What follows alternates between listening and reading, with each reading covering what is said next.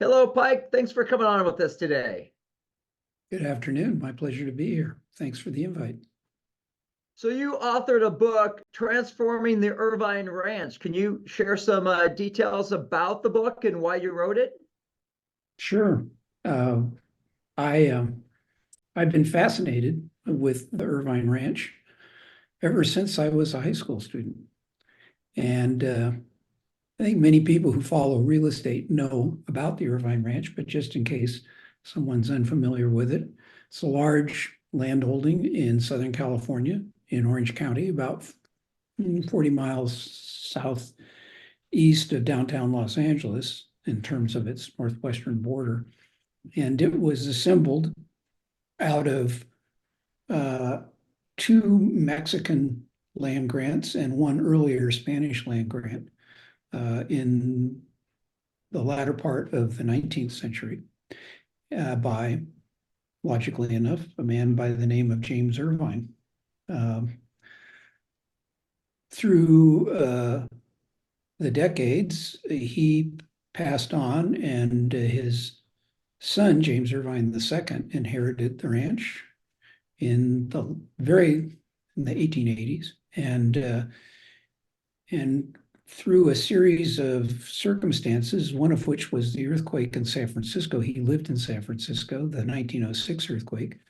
He relocated to Southern California, built a house on the ranch, and began a process of transforming it into a major agricultural empire. It had been essentially grazing land prior to that. He masterminded creation of an irrigation system and introduced irrigated agriculture and orchards, thousands and thousands of acres. And he carried on with that until his death in 1947. And 10 years before his death, he had set up a foundation to control the ranch after he passed on. He didn't want it divided up amongst heirs for a variety of reasons. And so the foundation assumed control. And one of his sons was the first chief executive under the guidance of the foundation. And things were changing in Southern California. It was post-World War II.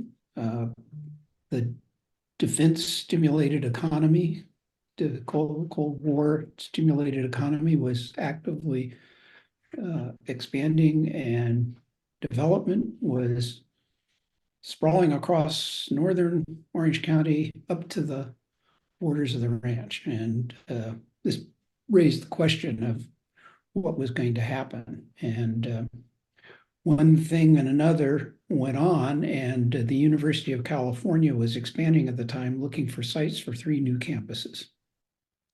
And the book goes into great detail about how it came to be that the University of California at Irvine came to be located on a little more than 1,000 acres on the Irvine Ranch. And after initially being somewhat skeptical, the board of the James Irvine Foundation agreed to donate that site. They had to go through a lot of analysis to figure out how they could do it and comply with James Irvine II's will, but they did that. And that then began the creation of what we call the big plan. So the full title of the book is Transforming the Irvine Ranch, Joan Irvine, William Pereira, Ray Watson, and the Big Plan. So Joan Irvine was the heir who had the largest share of ownership other than the Irvine Foundation in the property. She had 20%. The Irvine Foundation had 54%. And William Pereira was the charismatic architect. He's probably best known for designing the Trans-America Tower in San Francisco, but he was involved in a variety of land planning projects as well as architecture. And he had been working for the University of California on the site selection process. And he became fascinated with the idea that if they located the university on the ranch there could be planned in a large scale community around the university. So the initial agreement was for the Irvine Company to plan 10,000 acres around this 1,000-acre campus site. And that got going in 1960. And it just kind of grew and grew. And within not more than 2 years, a plan, a general conceptual plan, had been created for the then 93,000 acre landholding. And that plan then began to be implemented. And there were all kinds of things that had to be done after you created this conceptual plan, like figuring out how you're going to get all the water, sewer, everything that you need for a large community development. And a group of young, mostly men, given the time, were recruited to the staff of the Irvine Ranch to do this. They were very young. I think the oldest guy involved was 41 years of age. Everybody else was in their mid-20s to mid-30s. And really, not many folks had done anything like this before then. These guys were smart, many of them from premier universities in their education. And they really didn't know what they couldn't do. And they figured out how to do it. And they began doing it. And over the course of the next several decades, things just really got going. And while that was happening, though, Joan Irvine, the major heir, was always somewhat crosswise with how the foundation was running things. She thought they ought to be moving more aggressively. She thought that there were other things that needed to be done. And she undertook a campaign to wrest control of the Irvine Ranch from the Irvine Foundation. And there's lots of detailed stories in the book about how things went on, but the long and the short of it is she decided that what she'd have to do is get an act of Congress. And so what she was able to achieve was a provision that was inserted in the Tax Reform Act of 1969 that said a charitable foundation could have no more than a 20%, well, couldn't have a controlling interest in a profit-making corporate entity. And since the Irvine Foundation, the James Irvine Foundation, had a 54% interest, they were going to have to reduce their control. They decided that if they were going to have to reduce their control, they didn't want to be involved at all. And so this ultimately led to a group acquiring the ranch from the Irvine Foundation at auction in 1977. And that's where we conclude our story about the transformation of the Irvine Ranch. Wow. I mean, we just do a development in the area that maybe for, 100 units or doors or houses, and you get a lot of, people in the community asking questions and giving their insight. As big as this is with the politics and the people, I can imagine the swing and even the different economies that were going up and down at the time when the economy was up and down and directions and environmental regulations. And so, I'm sure you were dealing with a lot of interest there. That's true, although most of the initial planning and initial development was done really prior to the robust planning and regulatory requirements that we have now. In California, well, the notorious California Environmental Quality Act was enacted in 1970, and through litigation ultimately became interpreted to apply to privately initiated projects in 1972. So a lot of the initial planning and framework for development was put in place prior to that. But of course, in the years and decades since then, those regulations and the federal laws such as the Clean Water Act and the Clean Air Act and the Endangered Species Act and the California Coastal Initiative and all these things came to have a significant influence on what went on. But interestingly, if you go back and look at that big plan from the early 1960s, most of what has occurred on the Irvine Ranch has pretty much consistent with that plan. Probably the major difference would be the significant expansion in natural open space and conservation areas, some of which were identified, but not in great detail back in the 60s. And as it now turns out, over 57,500 acres, about that, are in permanent parks and natural preserves out of the 93,000 acre holding as it stood in 1960. And by the way, the 93,000 acre holding was what had remained at that time of the original maximum assemblage around the turn of the 19th to 20th century, which was 110,000 acres. Got it. So what makes you and your other author the ones to write this story? What was your connection? Yeah, maybe nobody else could stand the task of doing it. My co-author, Mike Stockstill, and I worked at the Irvine Company beginning in the late 70s. I worked there for most of a decade. Mike was there for about 15 years. And when I came on board, I was fascinated by this. I had an urban planning background. I was just fascinated by the scale of this. And I was interested in how it came to be.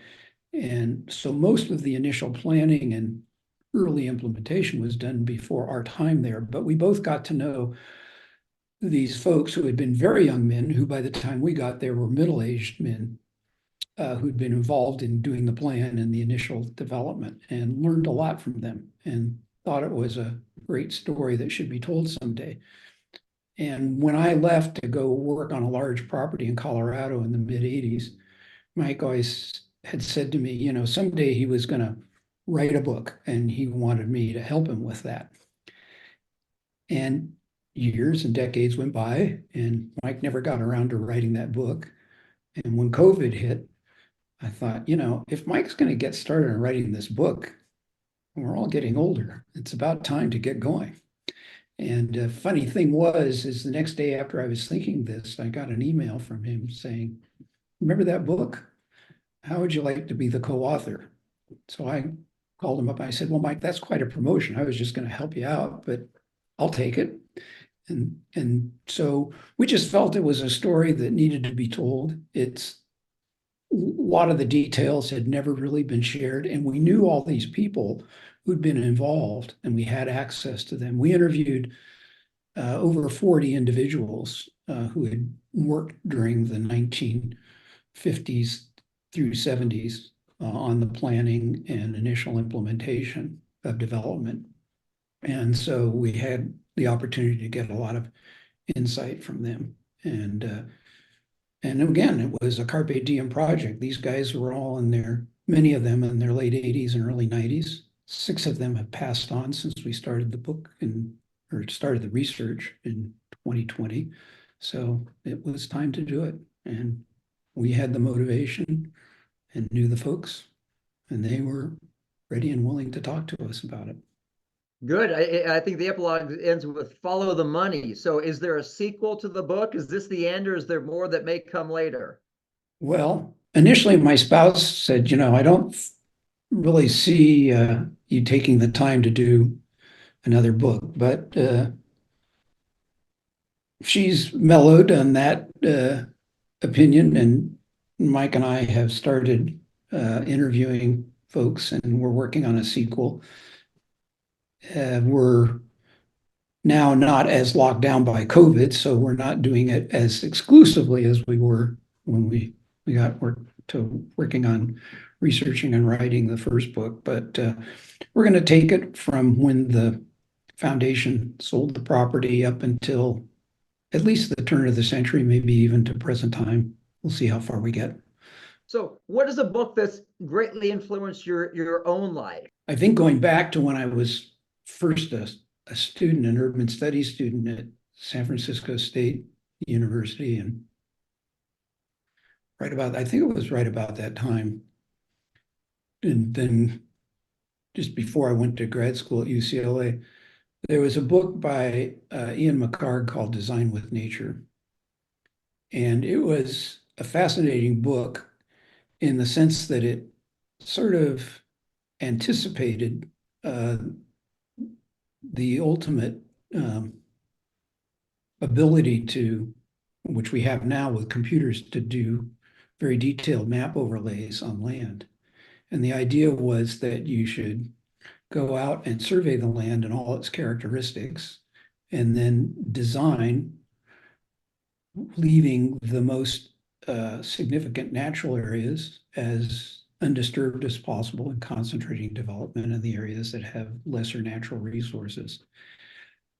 It's a challenge to do that when you only have 100 acres, but when you have something like 90,000 acres or even 15,000 acres or even 1,000 acres, you can do that sort of thing. And actually, in my career, I've had the opportunity to work on numerous large land assets and apply those principles to designing and implementing development. Good. Well, tell us more about your background. I mean, it ends, we're talking about you being an author, but I know you from your days at University of Washington. You mentioned the Irvine Company. Yeah, help us understand your background more. Well, I guess I could go back to being a high school student. That's when I first learned about the Irvine Ranch and got interested in large scale plans. I grew up in Marin County, California, north of San Francisco. There was a great little public library in the town of Mill Valley where I would go and do my homework. And I would, I would get distracted and look at different things. And one, they had, Time magazine there in September, I think it was 1962 or 63. I guess it was actually 63. There was an article with the cover had William Pereira's image on it and a plan image behind it. And it was an article about the big plan for the Irvine Ranch. And I just thought that was absolutely fascinating. So 15 years later, I was working for the Irvine Company. Now, it's not quite as a short circuit as that, but I did study urban studies and planning in school.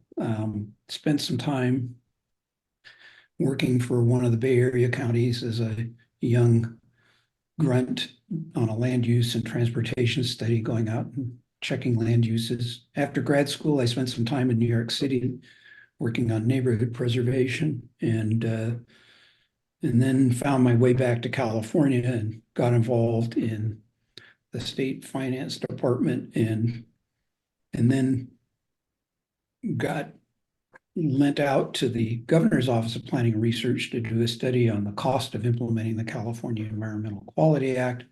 That led to getting involved in urban policy issues, and I became one of 4 principal contributors to something called the Urban Strategy for California in the late 1970s, which would in current terms be sort of a smart growth policy document. It said we got to conserve existing urban areas, plan for logical and orderly expansion, avoid suburban sprawl as much as possible.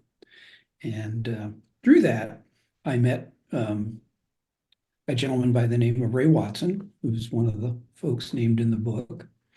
And he was the president of the Irvine Company. He was a member of the advisory committee that we had for this policy effort. And one thing led to another. He left the company when it was sold in 1977, but his planning vice president came to talk to me later that year and asked me if I'd like to come to work for the Irvine Company to help them address all of these environmental planning and regulatory questions that were coming up. And so I thought about it and did, and that's how I got involved in the world of master plan community development, which for the next 30 years or so is what I did, and ultimately became involved in several companies with several partners where we were doing land acquisition and entitlement deals. And then the Great Recession came along, and we really didn't need three partners at the time to keep things going. And I had an opportunity through one of the gentlemen that I'd met working at the Irvine company. He was a Cornell University alumnus, and he had gone back to head up their real estate program after a long time in the business.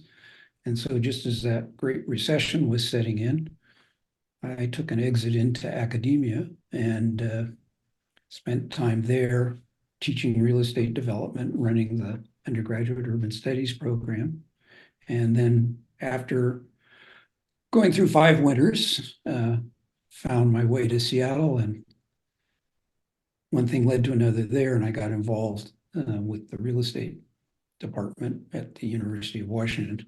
This time on a half-time basis, I had found that full-time involvement in academia was a little bit much for me, but half-time was kind of just about right. So, and that's what I did up until about 4 years ago. And since then, I've moved on to working on writing books and working on my bucket list and doing a touch of project consulting, more in sort of the project therapy realm rather than the day-to-day management these days.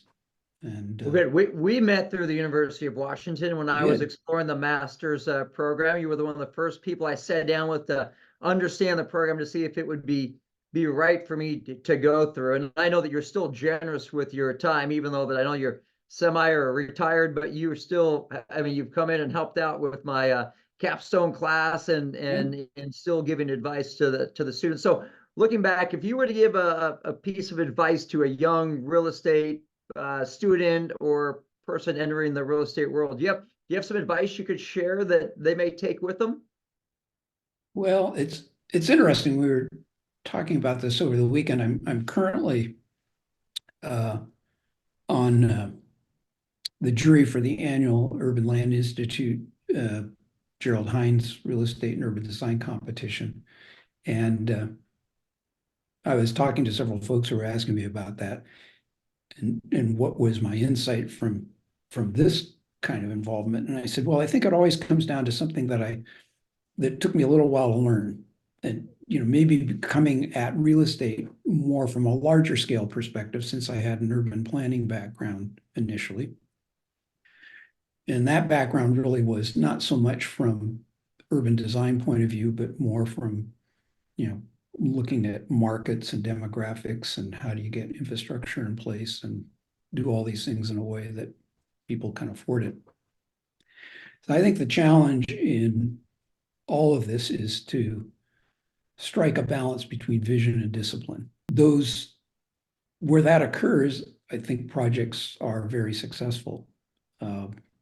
So I go back to when people ask me, well, what do you mean by that? Well, I start drawing little circles, Venn diagram, saying, well, you have the market forces, you have the economics and the financing, you have what the land is speaking to you and saying you should do, and you have a big factor, the communities, the governments, and what they want you to do or what they don't want you to do. And you sort of have to find that magic feasible region where all of these things come together. And it takes vision and discipline to make that happen. That sounds like it could be your next book, because if you could get that done perfectly, all these developers out there will have a perfect project without opposition and fulfill the needs of the community at an affordable rate and still make a good IRR for the investors, right? Wouldn't that be the dream? People ask about, particularly when you work on projects like that involve, entitlements and environmental clearances and how many of them encounter obstacles. Many of them never happen. And I've come to understand that, you really have to look at it sort of like venture capital investing. You have to get enough projects so that, you can afford the failures and, survive on the ones that make it through the process.